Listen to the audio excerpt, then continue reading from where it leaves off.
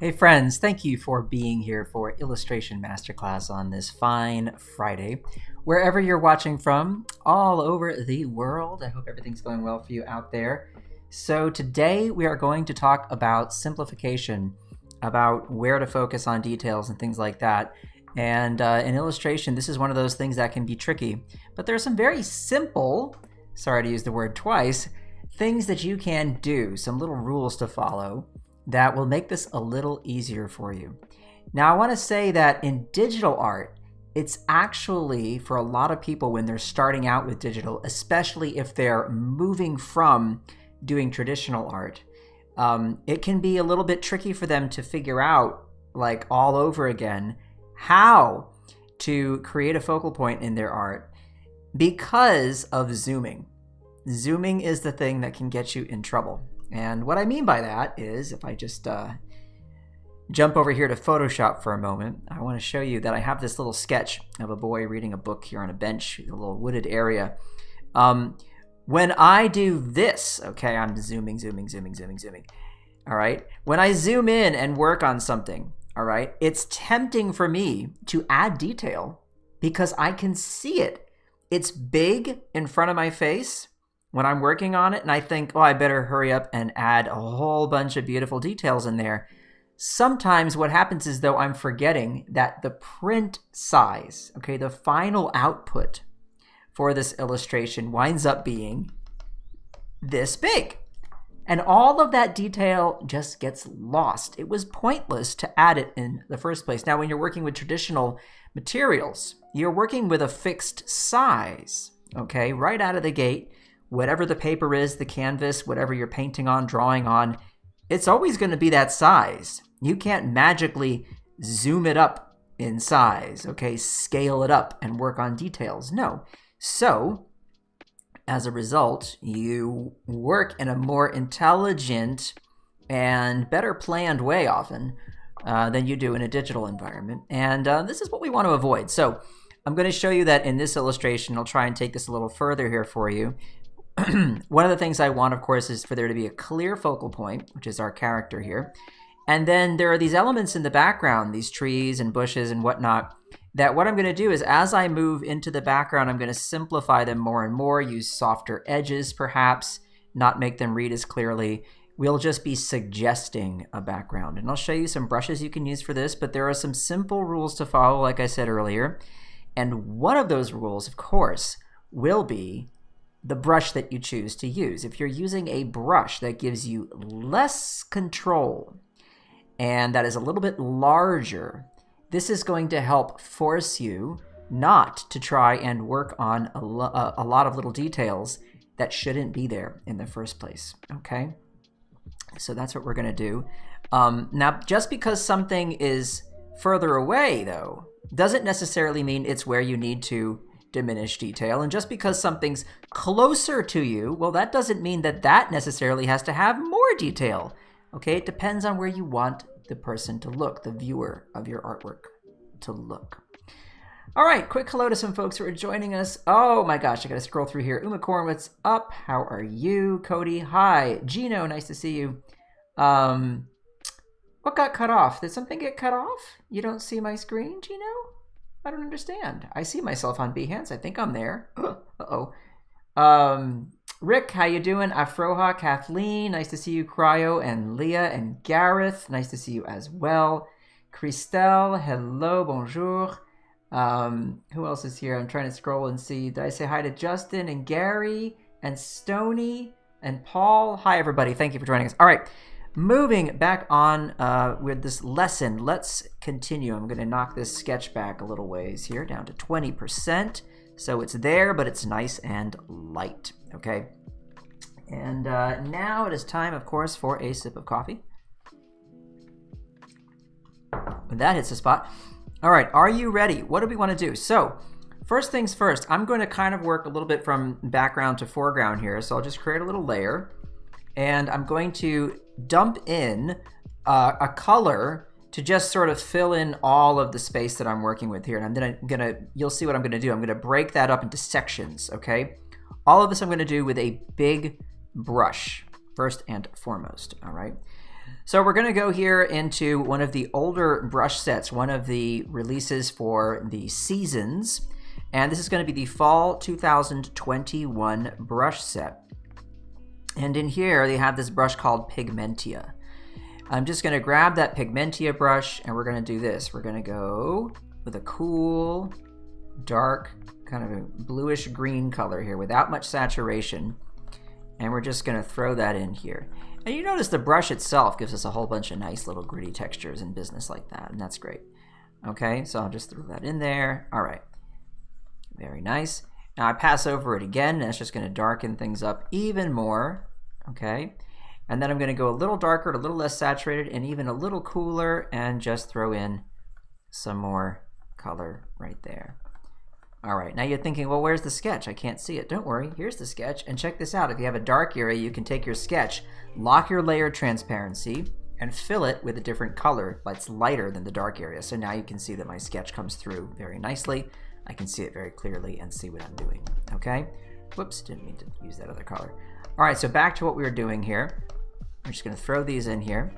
By the way, I had somebody ask me the other day, hey, Kyle, I love using Fresco because it has a color history. I wish that I had that in Photoshop. And Photoshop does actually have a color history. You may not be aware of this. If you open the swatches, okay, see this right here? Swatches. If you want to have that hanging out and open on your screen, the swatches will show you most recently used colors right here. Now, sure, it's not showing you an unlimited number of recent colors, but it is worth pointing out that this exists, okay?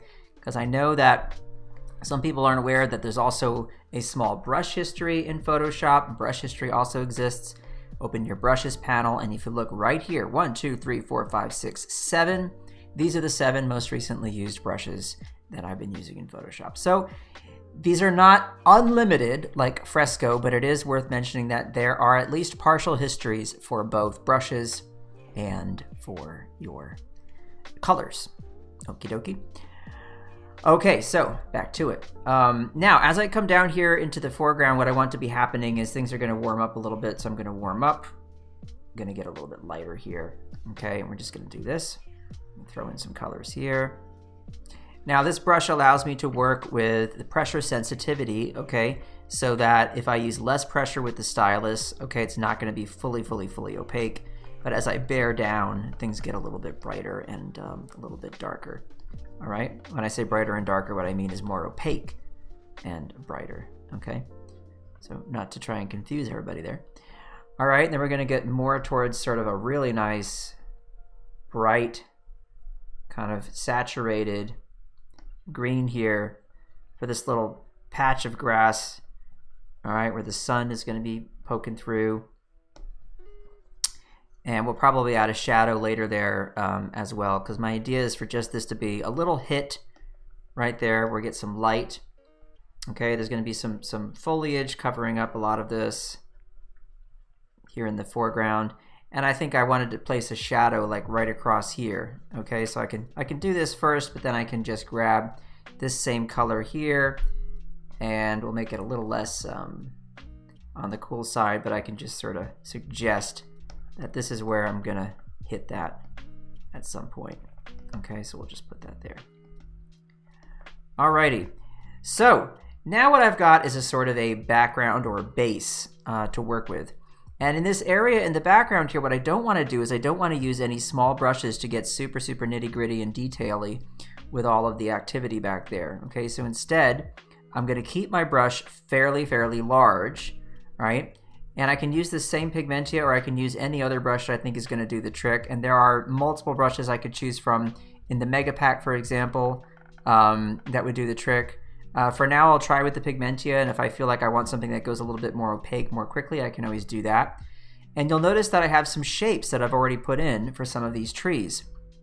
Now, these are, you know, fairly well thought through. I know it looks like really loosey-goosey, but I'm just trying to sort of position them in such a way that there's some interesting spacing involved there where it's not too repetitive and things like that. And, you know, that's always an important thing to consider when you're doing any kind of design of any kind of part of your illustration. Is you want it to be really repetitive and boring and samey? No, you want to always add variety and try and guide the eye a little bit if you can, okay? All right, so continuing with this background here, I'm just going to be working in that same layer. I'm not going to add a new layer or anything like that. I'm just going to paint directly on top of everything I see here. I can always hide the sketch and see how I'm doing my values. If I think I could push a little darker here, there are lots of things you can do. One is, look at this, I could make a new layer if I want. New layer. And then I can do something like this. I can go ahead and grab a really dark kind of greenish color and use something like my gradient tool right here. And I can just do this. I can throw a little gradient in there and then set it to multiply like that. Now everything's a lot darker in there. Then I can just knock that opacity back to about 50%. Here it is with, without, with, without. Okay, and already that's going to be making a difference, okay, with how that reads. All right, so one of the nice things about doing this then is if I want to, I can combine these layers, Command E, and now they're all just one lovely layer. I can bring back my sketch, knock that opacity back a bit more, because I don't want it to be super, super bright. I want to be able to paint and sort of see through it, if you will. And now we'll continue painting on this same layer.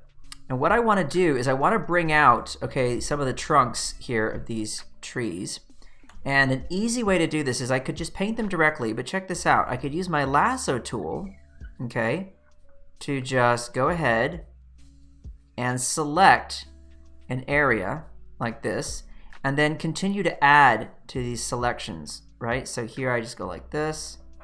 So I'm basically using the lasso tool to draw the shapes of these trunks of trees that are hanging out, okay, in the background here.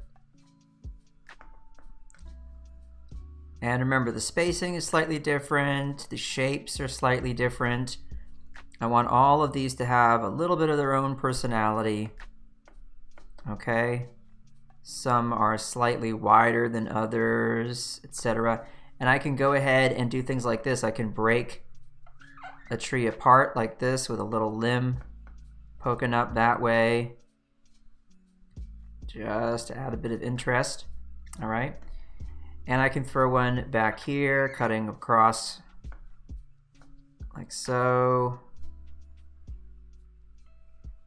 There we go. And I might even have something kind of poking in from this side like that. You know, we'll figure out all that stuff.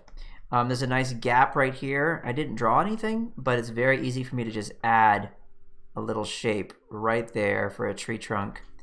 Okay, and then we can do something like bring this over and up like that, and over and up, just to make that kind of nice back there. All right, so there I have a bunch of shapes, and now since I have such a dark area there with that background area in the forest, I can, if I want, use that dark area as the sort of top area of the tree that's in shadow and just paint a little bit of the light area towards the bottom as it's starting to catch a tiny bit of light entering into the woods, if you will, by grabbing color, sampling color from this background area I already have. I can warm it up just a hair, and then I can do this. I can just kind of paint on top of it there, like this. Okay, and these shapes are super specific and they're well outlined here. Okay, and just do this. I can hide my sketch if I want to see how this is, like, you know, kind of translating how it's looking. And we do this gently towards the top. A lot less pressure. I'm using a lot less pressure, so a lot of that shadow just kind of stays put. Okay, then I can do that. Now look what that does. See that? So now we have these tree shapes, but as they ascend, okay, you basically get them lost in shadow. They get lost up in the shadow there. And then I can take this color and I can go even pushing it just a hair darker, and using this same brush, okay, I can just kind of stab at the canvas here and there. Make it really big. And just throw in a few dark shapes to make things even darker in some bits towards the top there. And this brush takes advantage of color dynamics. So like some of these shapes I make are going to be slightly darker than others. Some are going to be slightly cooler. Some are going to be slightly warmer. It's not always going to be exactly the same, but you see what I mean there, right? And that kind of gives you this feeling of like a push and pull kind of effect. Dark and light, maybe some foliage, things like that. And speaking of foliage, this is where you can really have some fun because there are foliage brushes you could take advantage of. So going back again into one of the sets that we have from past releases, like for example, if I open up the Spring 2020 brush set, there should be a few interesting options here. Let's see, where is that? Splish Splash, there we go. This Splish Splash, hard to say that fast, brush is basically just a spatter brush. But by throwing a few spatter shapes up there, hear me sort of like just tapping the canvas, what that does is it creates some really interesting little spattery kind of shapes up there.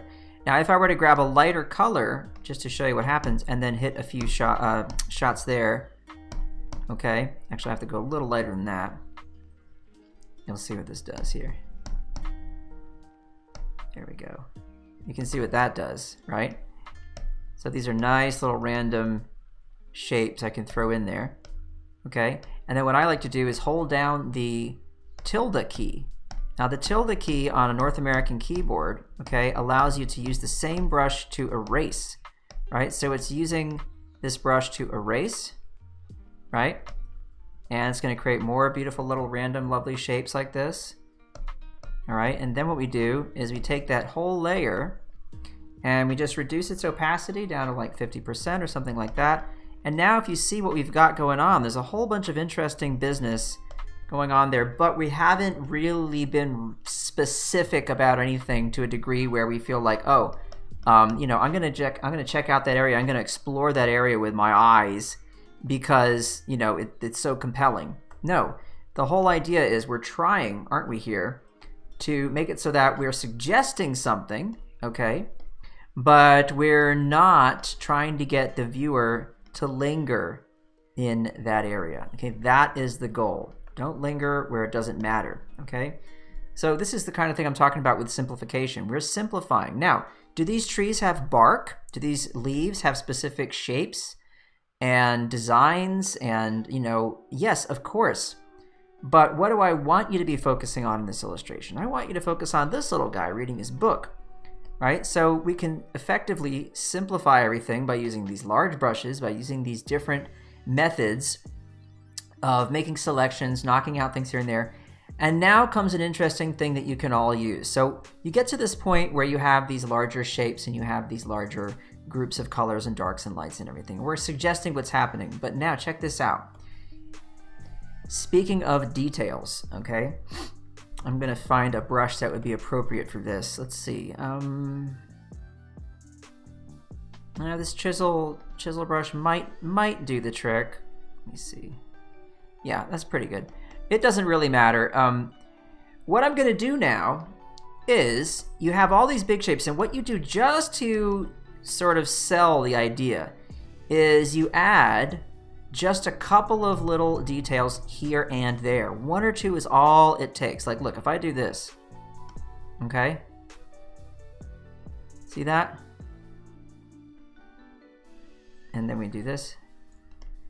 Now you go, oh yeah, there's a tree back there, and there's a little branch coming off of it, right? And you do another one here, like this, just one or two.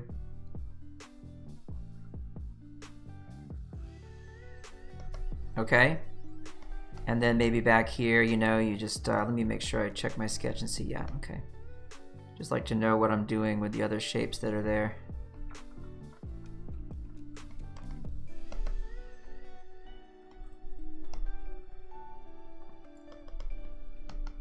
See that? That's all you need. That's all that's required to sort of sell the idea. And then the viewer is like, there's enough, because their eyes, people who are looking at this will catch the smaller shapes, okay? We're just naturally drawn to the contrast there with the thick and thin and all that. And we just kind of go for it and go, what's that over there? I want to see what's happening over there. But it's not like we're going to have, you know, dozens and dozens of these, okay, and lots of little details to distract the viewer. No, we don't want that, right? We just want a few of these here and there, just enough to sell what's happening in that background there of the painting, okay? That's all it takes. Pretty simple stuff right there, okay? You notice here that this trunk shape doesn't look right because this is pretty thick and that's pretty thin. But if you look here at my sketch, I'm most likely going to be overlapping some of that with another tree. Okay, we'll see how we go. And speaking of that other tree, what that brings me to now is this idea of layering. Okay, so this is sort of like the really far background. This is the stuff that gets so far in the background that we don't really pay attention to it at all. It's really just, it's there, but you know, it's not. It's kind of nondescript. And now though, I can go even farther back. Okay, by doing this, I take that shadow shape and I fade it down. Okay, so I'm going to do this. Watch, you'll see. I just pull one there. There's going to be one back here. Okay, a little thinner. And maybe one back here. Like this. And these are going to be trees that are, you know, even further back, adding just even more depth, okay? So we're just throwing some dark shapes back there, okay? Now, why would I make them thinner? Well, the idea is to suggest that they're farther away. They're the same diameter as these other tree trunks that are closer to me, okay, but they're farther away. And here I'm going to use a new layer, and I'm going to go ahead and erase out some bits in a minute, but I'll return to that Pigmentia brush, okie dokie. And I'm going to sample the darkest color I have here, and then just do this. Just paint down, and then sort of let it go a little bit there. And paint down, and then just sort of like let it go. Paint down, let it kind of disappear. And we're going to take these, and then we'll further edit them in a moment. So first I'll let them sit there like that, okay? And then what I can do is I can knock them back a little bit, maybe like 76% opacity or so. And again, I'm using my tilde key to just sort of erase away some of that business there, okay? So these are there, but they're kind of like,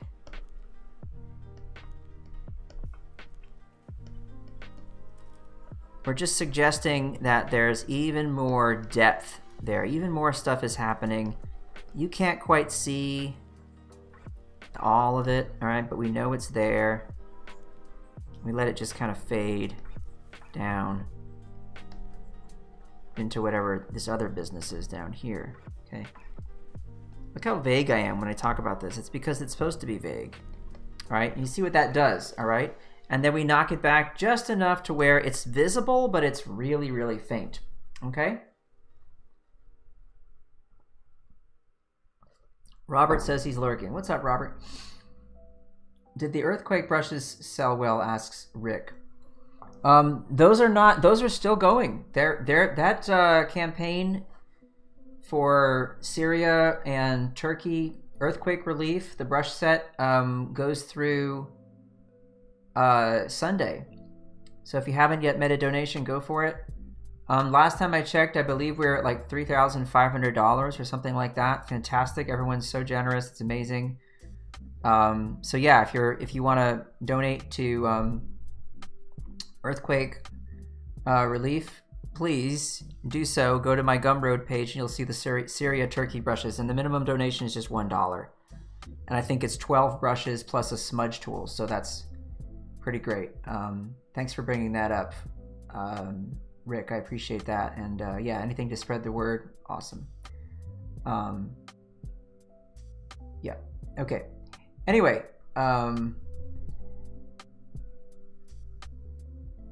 Umacorn is saying be vague. Okay, I'll be vague. Yeah. Okay, I hope this makes sense, though. I hope you all are understanding what I'm trying to accomplish by painting in this way. Okay, you can see that this is definitely giving us the vibe of trees in the background. Okay, we get all that. And now what we do is we layer on top of that. We move forward. Okay, so we come here, we create a new layer, and now what I'm going to do is these trees that are more sort of in the foreground here. And for those, I'm going to, just because it worked so well the last time and because this is a very short live stream, you know, these are only about an hour, barely. I'll take care of that later. So I'm going to be efficient and use that lasso tool for all it's worth to draw some of these trees in the foreground, okay? Now here you see I've got a cool branch. And why would I do this? Why would I create this sort of arching branch here? Well, because this is the kind of thing you want to do with a bit of detail, okay? This is where you want to start actually bringing in some more interesting shapes, all right? To make the viewer go, oh, that's kind of cool. I want to look at that shape and I want to see what's going on here, right? That's what we're doing there. That's what we're doing. If you're wondering how I'm rotating the canvas, by the way, I use the R key, the letter R, like, you know, the sound a pirate makes, okay? That is what I'm doing. That allows you to rotate. And if you hold down the Shift key when you rotate in perfect 15-degree increments. Okie dokie, gang? So there's your helpful tip of the day there. Whenever you hear that squeaking sound, that's my, I think I explained this last time, but I have this new felt nib on my Wacom pen, and they make this funny sound for about 2 or 3 weeks when I'm drawing with them until they get really, really well sort of broken in, if you will. Broken in, okay. Up we go, and up we go, and these shapes are not going to be perfect, and I know you'll forgive me. Okay, and so R, I hold down the R key, and I hold down the Shift key so I can snap down perfectly back to my vertical, okay? And from here, I can continue this rhythm right here. There we go. And back we go. Very nice. All right, so that's a pretty decent little branch right there. We may even, who knows, if we really want to have some fun, we may even do this. We might pop a little something down here. This is all just a design exercise, right? This is the process you have to go through to sort of arrive at something you think is interesting, shape-wise, blah blah blah. Right? You know the drill, gang. Someone said to me the other day that I use old expressions like Biden, you know the drill and what's up, sports fans, all these kinds of things. And I thought, oh, that's interesting. These are just things I like to say, and I think they come from my teacher when I was in art school, Michael Ananian. He used to always say funny stuff in the classroom, and I think I just kind of picked it up from him. So, but anyway, so look, that tree now has more interesting shape, design, okay? It is not as simple as the ones in the background, and there's a very good reason for that. It's because we're moving closer to our focal point. We want you to start looking here and paying attention here and looking at how the branches kind of arch over and point down to our main subject, all right? Who will have, of course, the most detail and the most interest. So there you go. Now we take this and we can use the same old brush, doesn't matter. But I could also use a brush that has a bit more action, a bit more stuff going on in it. So to do that, let's see, I'll open up the old Fall 2022 brush set. And we have in there, for example, Mr. Chunk's a good one. It's a good brush. Stickly might be a good brush for this. You know, we can open up Stickly. Actually, no, that's too sharp. We'll go with something a little bit softer than that. Got Beast Mode, that's a nice one. But we're looking for a bit more texture than that. let's try this braid brush. I think is pretty decent. We'll try that and see how it goes. All right, so here we are. We're moving closer. So what we're going to do is we're going to warm this up a little bit. All right, so we got this color is what we've been using for our trees in the background, right? We're going to warm this up a little bit. We're pushing it around this away, and we're going to saturate it a bit more, okay? Or, well, not so much saturation, but we're going to warm that up. And if I just do this, all right, paint that in there.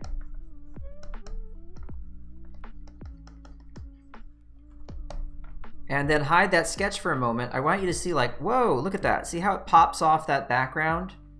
See that? It just automatically moves forward dramatically, right? It really comes forward. And that's what we're looking for. That's what we want it to do. So that contrast really helps. And what you can do now is you can lock that layer transparency, and up towards the top, you can grab that same color, cool it off, darken it a bit, and you can do this. You can just paint a little bit darker towards the top. See that? And that just signifies, oh yeah, there's some shadow up there. Okay, you can even grab one of the colors back there and you can kind of throw a little bit of that in there.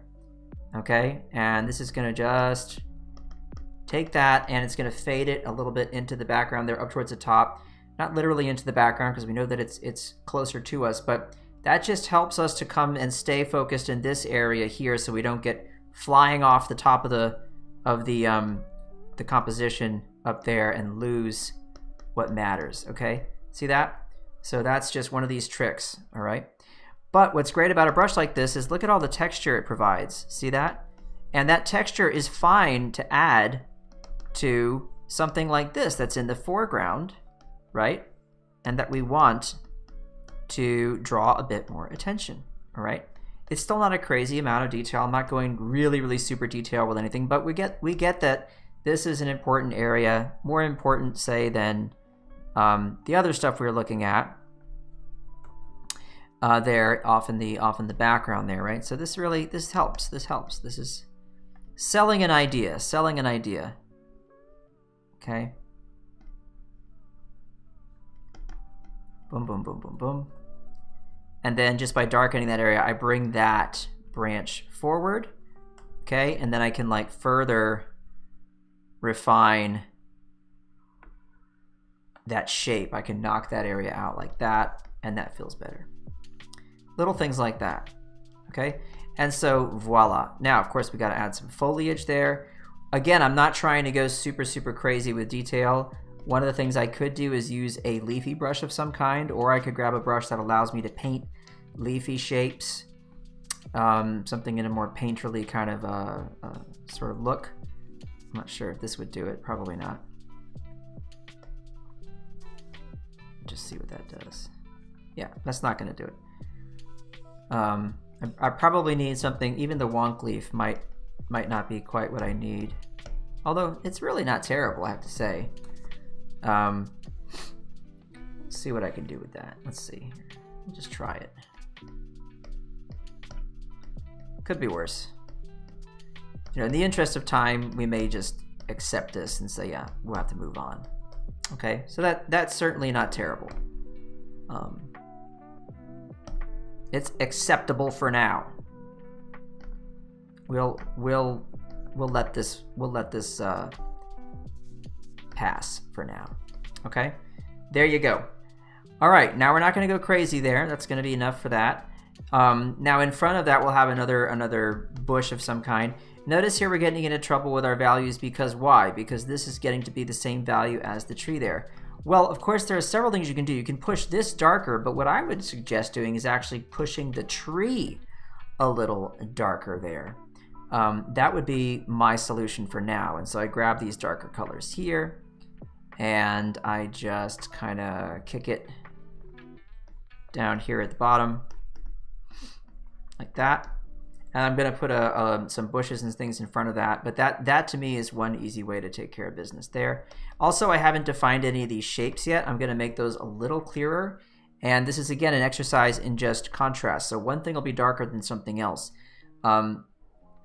So here, you know, if I decide, okay, that area maybe needs to come a little darker, it's very easy for me to grab my lasso tool and just kind of do this kind of thing where I come in with a shape suggesting some leafy goodness. Oops. And then I add to that.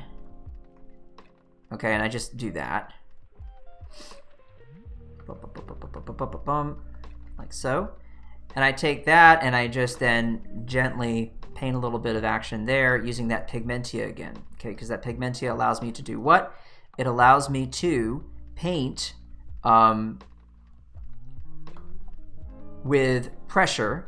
All right, so I'm controlling the pressure there, and I'm able to go dark like this. I can just kind of tap around there. Just sort of darken that up a little bit in the distance there. Bum, bum, bum, like that. See that?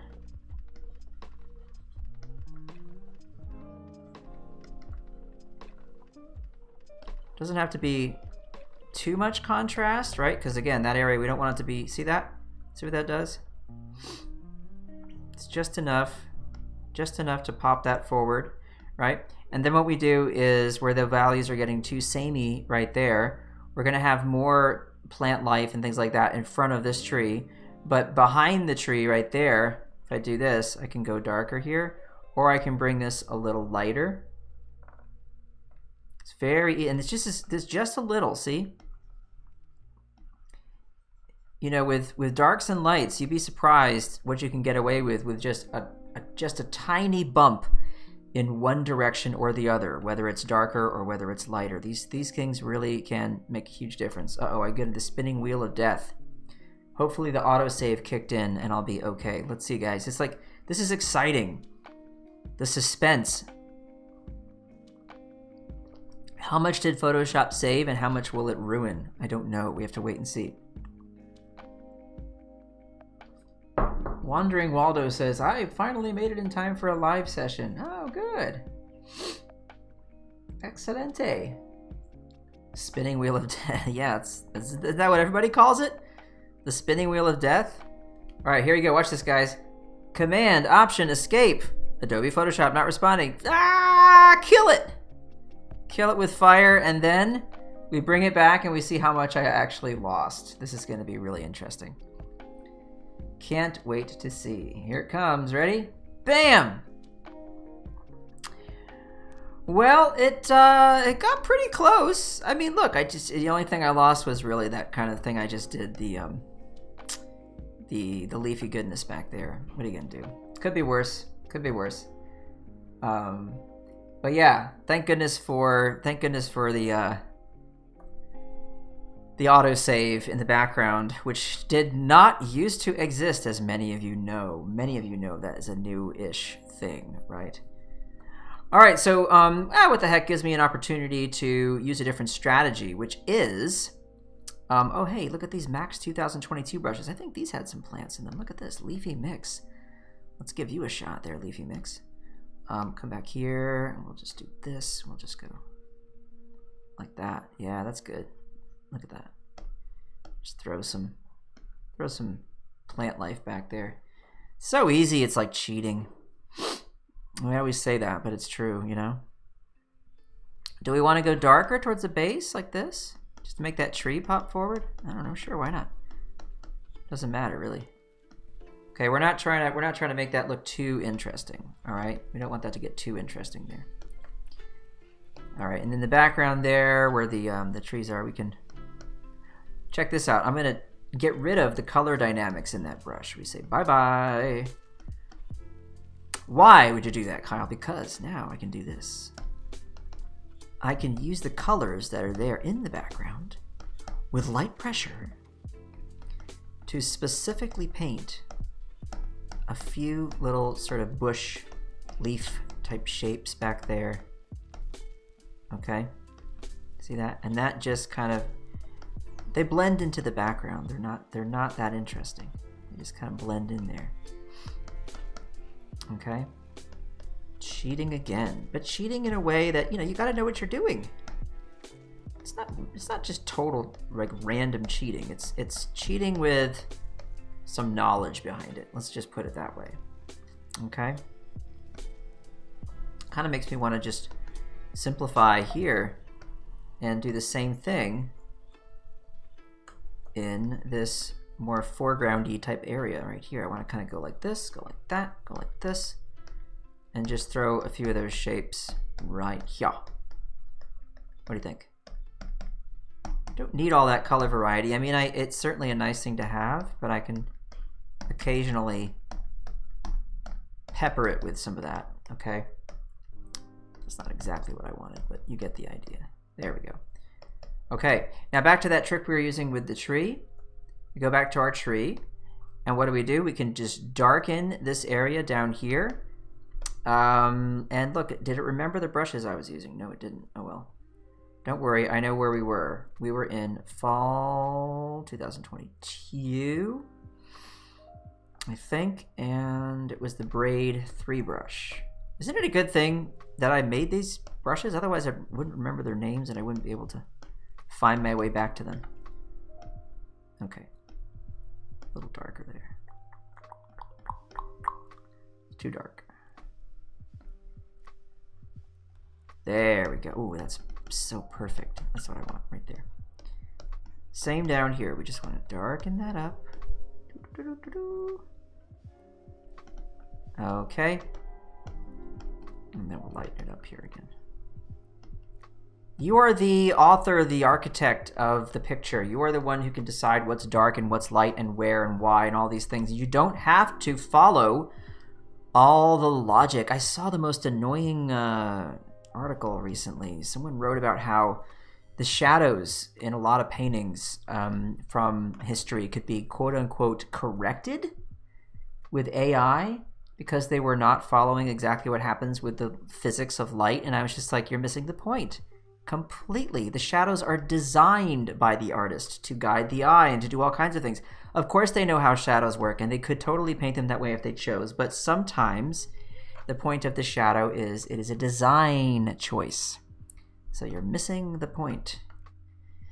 Anywho, okay, there's our sketch again. Now, look what we're doing here. See what we're doing? We are bringing ourselves forward towards our subject, okay? And we're starting to get into this area where now things are moving a little bit towards the foreground. Look at the sketch again. You'll see there are a couple of trees here that are meant to be, you know, in the more foregroundy area. There's one right here. I can simply use my lasso tool again and just follow that shape like so. And up we go. And there's a nice little shape right there. And then we just go here like this. And then, whoops, that got sort of hit by lightning or something or whatever. It just fell off. And there's a little twig right there. We'll make that look kind of fun. Okay. And that's what that is. And then we can go up this away and off into the corner with that. And that just becomes, that whole left side of the painting just gets that tree right there. And since we have this brush handy and we know that this color is going to work for us, right, we're just going to go ahead and use it. It's such a handy brush for painting trees. Look at all that beautiful bark that we're kind of suggesting there, right? I'm going to go darker towards the top. Why again? Because same reason as before. We do not want you to get totally stuck, okay, looking at these trees. No. Especially not as you move your way up towards the top of the painting, because that's not where we want you to be looking. No. No, no, no, no, no. All right. Grab that dark and just throw it in under here, under that little branch. We do this, we do that. We deselect and we hide our sketch, and there's a nice little tree right there, and you can see how that pops up here against the background. And then with the background itself, we come back to that layer and we can just, using that same Pigmentia brush, which if you remember was in fall 2021, we grabbed that Pigmentia. There you are, Pigmentia. And we just bring these darks down a little ways here like this, just to ensure that we have plenty of dark coverage behind these trees that are more in the foreground. And hopefully you can see now how this is effectively doing what it's supposed to do, working to push things back, right? Autosave has saved a lot of lives, says Umacorn. Yes, indeed. Yes, indeed. Every one of my mistakes are a design choice, says Rick. I love that. That's funny. Thanks, Leah. Glad you like the effect that this has and how it works, and it's a trick everybody can employ. It's definitely not that hard. It's very, very doable. All right, so as we move now towards the foreground, look what I've done is I'm just sort of like overlapping with some shapes, like some plant life, okay? Now here again, you can paint it. You can use the lasso tool, do whatever you want, whatever's efficient, you know. I just pop on top here, and now bigger leaf shapes just to kind of make it a bit more obvious that we are moving into the foreground, right? So the leaf shapes are going to be bigger. And I could use a brush to do this. Maybe I'll just start with a shape. I don't know. And I'm going to go dark here. You might think, well, why don't you go light? Well, because look, it doesn't matter which way you go. Dark or light, you're going to be adding contrast, you're going to be adding layers. Okay, so that is going to do what you need it to do, right? Another thing you can do is use saturation to your advantage. So like more saturated stuff, higher contrast here and there. Either way, it's all going to do the same thing. Okay? And if I now, inside of this shape, use a different brush, like maybe something like this Vincent brush. This is a great brush for like sort of more impressionistic, you know, named after Monsieur Van Gogh. Van Gogh. You want to say it properly? Which I'm not. But look at that. See what that does? It doesn't matter. You go forward, you go backwards. You're doing the same thing. It's all doing the same thing, back and forth and back and forth and back and forth. We have this layer here. If I jump back behind that layer, right, and just push it a bit darker using this same brush. See, that just kind of makes all that stuff pop.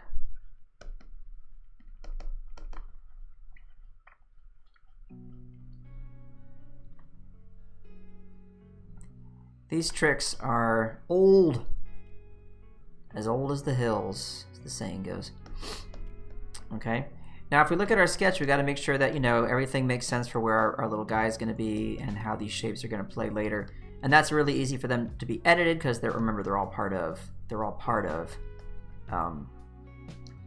own layer. So this is a layer, this is a layer. Okay, so it's very easy for me to play with those and get them to work later. No worries. All right, but what I want to do is I want to have this actually reverse. So I'm gonna lock my layer transparency here. Okay, and I'm gonna use this color, warm it up just a hair, and pop forward like this. And then we're gonna see what happens if I do this, because what that can suggest is that some sunlight is hitting some of these as we get closer to the foreground there. And that might be kind of pretty. Or maybe I'm not using the right brush for it, but you should get the idea there. I think that's kind of nice what's happening. And for that, yeah, let's go ahead and try with that same old brush we were using a moment ago from the Max 2022 brushes. This leafy mix brush here, maybe. Just to try that same basic idea.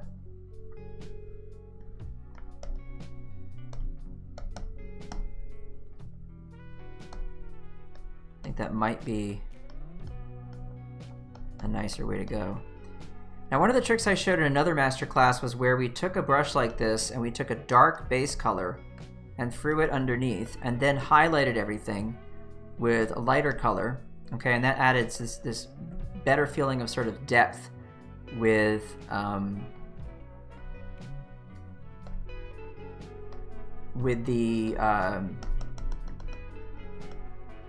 the leaves. So like you had this feeling that there were shadows underneath. So if I take these, for example, and I just do this, if I go dark, okay, for the whole base area like this, and then if on top of that, I go ahead and lighten it up like this, and I just hit it a few places like this. See what that does? it does, it gives you the impression that some of those, you know, leaves are more hidden in shadow. But the thing that's wrong about this is contrast, because look, as you get closer to the foreground, you probably want to add a bit more contrast, right? And so if I just do a little Command M to pull up my curves, I can take these darks and I can pull them down like that, right? And then I can do a little hue adjustment with the saturation, pull that down, and warm it up or cool it off, either way, right? Like so. And so that's a good thing about being able to work on the fly with these adjustments, is you can quickly get things where you need them to be so that they make sense there. All right, so that's what you got to do when you're in a pinch. That's what you got to do when you're in a pinch. All right, so back to our little friend here. So I haven't yet gone through the trouble of actually making all this stuff jive with the foreground. Okay, we have all this business happening here right now.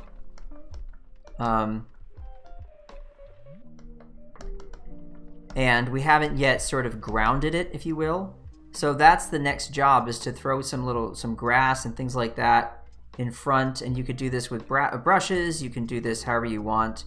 Like if I use something like a roughen brush, for example, I can just kind of pull up some shapes here and there and just try and sort of blend that in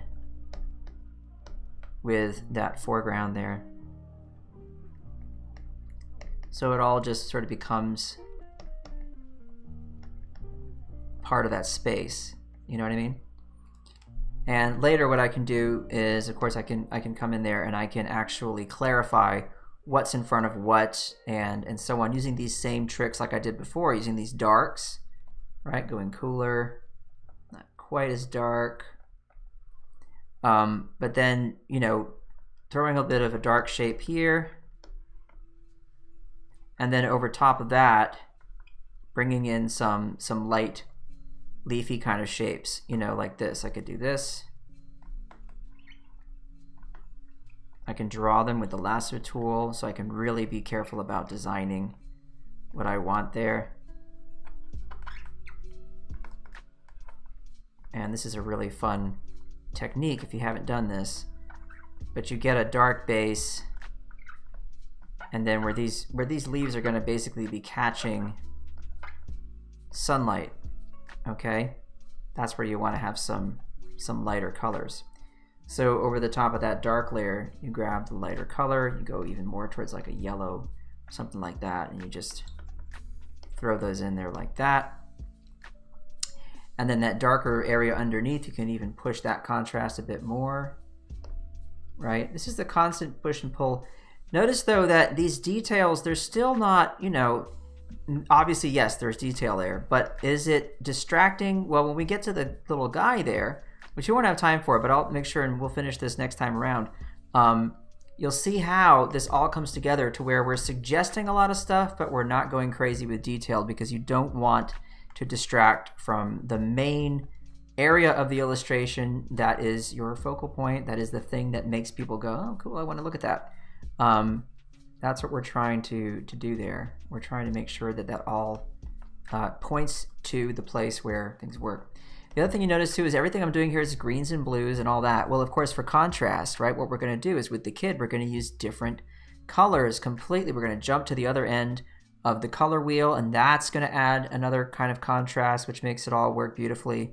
So hopefully you get the idea. What we did today that I hope was most informative for you is take care of this background area in a way where you can see what we're doing, to push it back, to not use a lot of detail, but there's enough there to get people to understand what's going on.